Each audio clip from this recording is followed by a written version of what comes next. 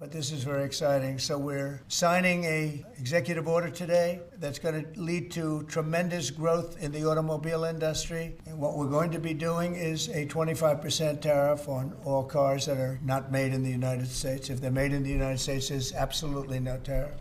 And with that, Donald Trump made his most aggressive trade move so far, slapping tariffs on all cars coming into America and all car parts. A move that will significantly raise the cost of vehicles being imported to the US from around the world. But also, whether he realises it or not, will hike the price of cars made in America by American car makers too.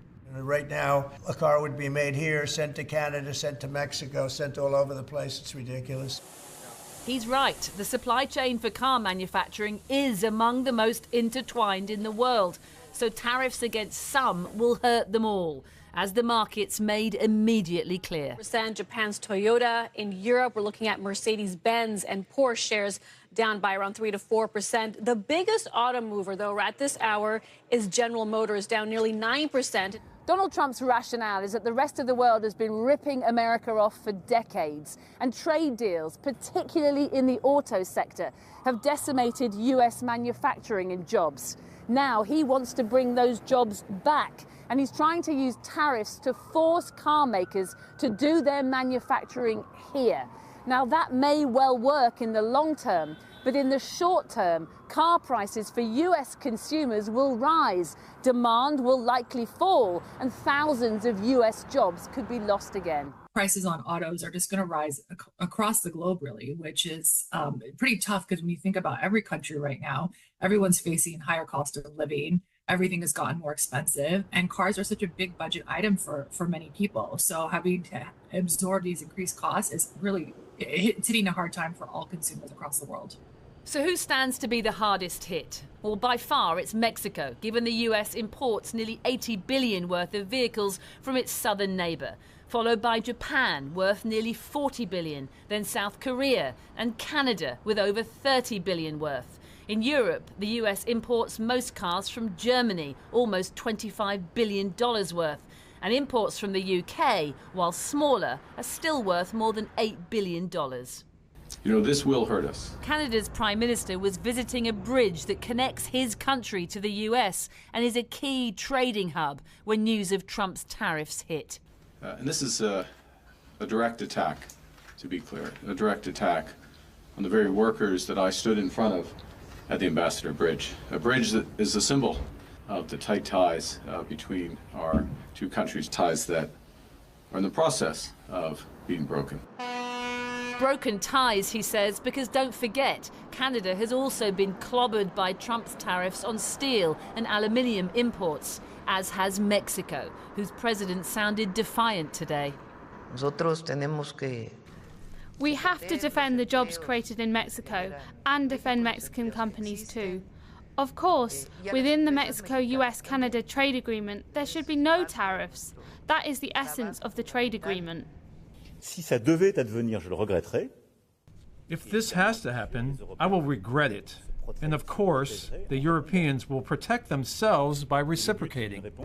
Perhaps anticipating a wave of retaliation, President Trump took to social media in the early hours to warn that if the European Union works with Canada to do economic harm to the USA, large-scale tariffs, far larger than currently planned, will be placed on them both to protect the best friend that each of those two countries ever had.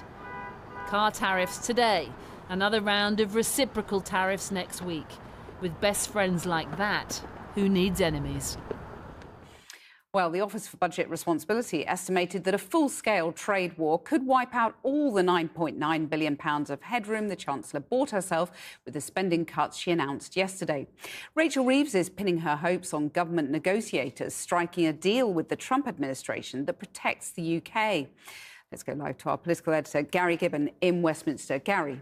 Well, particular concern in government about luxury car exporters who are particularly exposed to the American market. And you talk to people in government, they say Jaguar Land Rover is probably number one on their list of concerns. But you're talking about what actually is President Trump going to decide on Liberation Day, as he calls it, next week? And what we really know about the talks that are still ongoing between Britain and the United States is that they are intensive.